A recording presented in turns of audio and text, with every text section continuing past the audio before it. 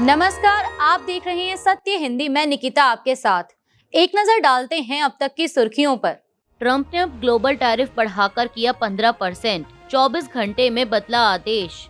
अमेरिकी राष्ट्रपति Donald Trump ने शनिवार को ऐलान किया कि वे सभी देशों से होने वाले अमेरिकी आयात पर अस्थायी टैरिफ 10% से बढ़ाकर 15% करेंगे। यह फैसला अमेरिकी सुप्रीम कोर्ट द्वारा उनके प्रमुख टैरिफ कार्यक्रम को गैर कानूनी करार दिए जाने के कुछ घंटों बाद आया। दरअसल सुप्रीम कोर्ट ने 6-3 के फैसले में कहा है कि 1977 के international emergency economic powers act यानी IEEPA के तहत ट्रंप को टैरिफ लगाने का अधिकार नहीं था। इसके बाद ट्रंप ने 1974 के ट्रेड एक्ट की धारा 122 के तहत कदम उठाया, जो राष्ट्रपति को अधिकतम 150 दिनों के लिए 15% तक टैरिफ लगाने की अनुमति देता है। ट्रंप ने ट्रुथ सोशल पर लिखा कि यह फैसला कानूनी अधिकार के तहत लिया गया है। हालांकि यह टैरिफ 150 दिनों से अधिक कांग्रेस की मंजूरी के बिना लागू नहीं रह सकता और आगे कानूनी चुनौतियों का सामना कर सकता है। अफगानिस्तान में पाकिस्तान की एयर स्ट्राइक, दर्जनों की मौत, दोनों देशों में बढ़ा तनाव। अफगानिस्तान के नंगरहार और पख्तिका प्रांतों में पाकिस्तान की ओर से की गई एयर स्ट्राइक में महिलाओं और बच्चों समेत दर्जनों लोगों के मारे जाने की खबर है। इंडिया टुडे की एक रिपोर्ट के मुताबिक अफगान सरकार के प्रवक्ता ज़बीहुल्लाह मुजाहिद ने आरोप लगाया कि पाकिस्तानी सेना ने आम नागरिकों को निशाना बनाया है। अफगान ब्रॉडकास्टर टोलो न्यूज के मुताबिक पख्तिका के बहसूद जिले में एक घर पर हमले में एक ही परिवार के कई सदस्य मलबे में दब गए, जिनमें से कम 17 से 23 लोगों के मारे जाने की आशंका है।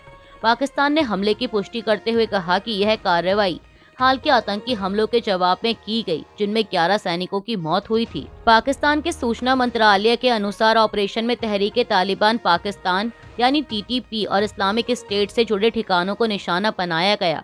इस्लामाबाद ने अफगान तालिबान सरकार पर आतंकी समूहों को पनाह देने का आरोप लगाया है, जबकि काबुल ने इन आरोपों से इनकार किया है। घटनाओं से दोनों देशों के रिश्तों में तनाव और बढ़ने की आशंका है। SIR के बाद 9 राज्यों में करीब 8% वोटर हटे, 1.70 करोड़ नाम लिस्ट से बाहर। गुजरात में सबसे ज्यादा, केरल में सबसे कम नाम हटाए गए। स्पेशल इंटेंसिव रिवीजन यानी SIR के दूसरे चरण के बाद जारी अंतिम मतदाता सूची में 9 राज्यों और केंद्र शासित प्रदेशों के लगभग 8% वोटर हटा दिए गए हैं। 27 अक्टूबर को इन राज्यों में कुल वोटरों की संख्या 21,45,6215 थी, जो अब घटकर 19,75,33,701 रह गई है, यानी कुल 1,70,70,28,514, करीब 7.93% नाम लिस्ट से हटे हैं।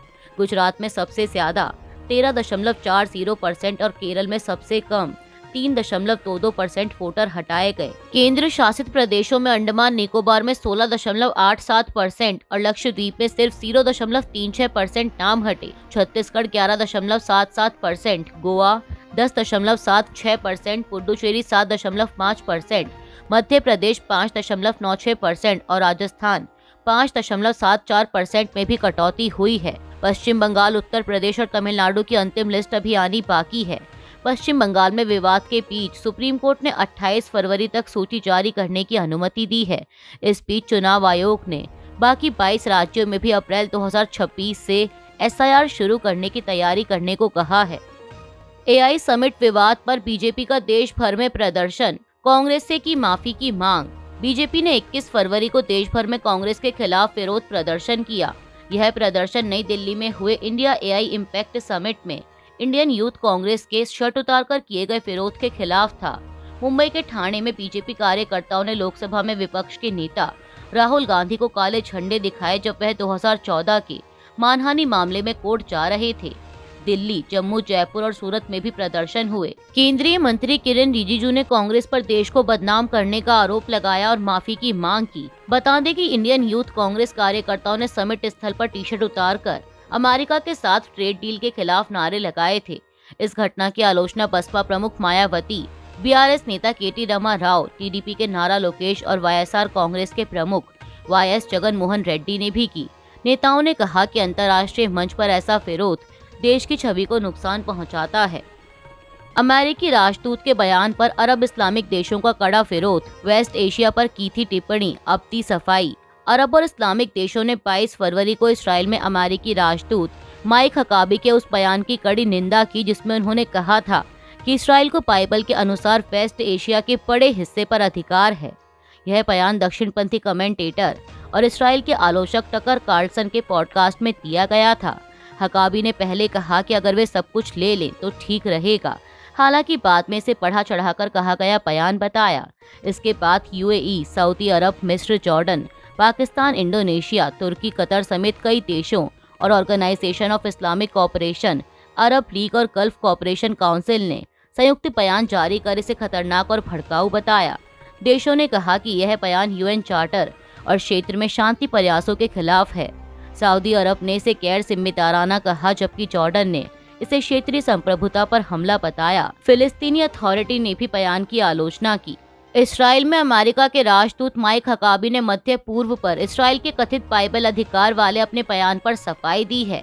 अब हकाबी ने कहा कि उन्हें उम्मीद नहीं थी कि इंटरव्यू में ऐसे सवाल पूछे जाएंगे जिनमें यह संकेत हो कि आज के यहूदी बाइबल के यहूदियों जैसे नहीं हैं। उन्होंने अश्कनाजी, सेफारदी और मिस्राही यहूदियों का जिक्र करते हुए कहा कि यहूदियों की ऐतिहासिक और आनुवांशिक जड़ें बाइबल काल से जुड़ी हैं। हकाबी ने ऐसी बातों को कॉन्स्पिरेसी थ्योरी बताया और कहा कि यह यहूदियों को बदनाम करने की कोशिश है। उन्होंने दावा किया कि सोशल मीडिया पर कुछ इस्लामी अकाउंट्स इस थ्योरी को बढ़ावा देते हैं।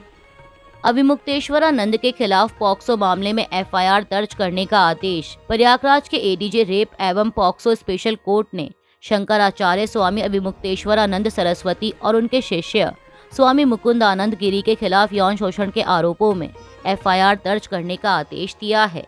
ADJ POCSO act Vinod Kumar Chaurasia की अदालत ने झूसी थाने को मामला दर्ज कर गहन जांच करने के निर्देश दिए। यह आवेदन शाकंभरी पीठाधीश्वर आशुतोष ब्रह्मचारी महाराज ने दायर किया था, जिनका आरोप है कि माघ मेले के दौरान स्वामी के शिविर में नाबालिग बच्चों का यौन शोषण हुआ। उन्होंने 2 नाबालिगों को अदालत में पेश कर पॉक्सो एक्ट के तहत कार्रवाई की मांग की। बता दें कि यह मामला ऐसे समय में सामने आया है जब स्वामी अभिमुक्तेश्वरानंद और उत्तर प्रदेश के मुख्यमंत्री योगी आदित्यनाथ के बीच तीखा विवाद चल रहा है। हाल ही में दोनों के बीच माघ मेले और धार्मिक मुद्दों को लेकर बयानबाजी तेज हुई थी। पुलिस ने अभी आधिकारिक बयान जारी नहीं किया है और जांच शुरू की जा रही है। शंकराचार्य ने एफआईआर के आदेश के बाद आरोपों को बताया मनगढ़ंत। अभिमुक्तेश्वरानंद बोले, आरोप लगना और सिद्ध होना अलग, केस दर्ज होना और आगे की जांच होना जरूरी।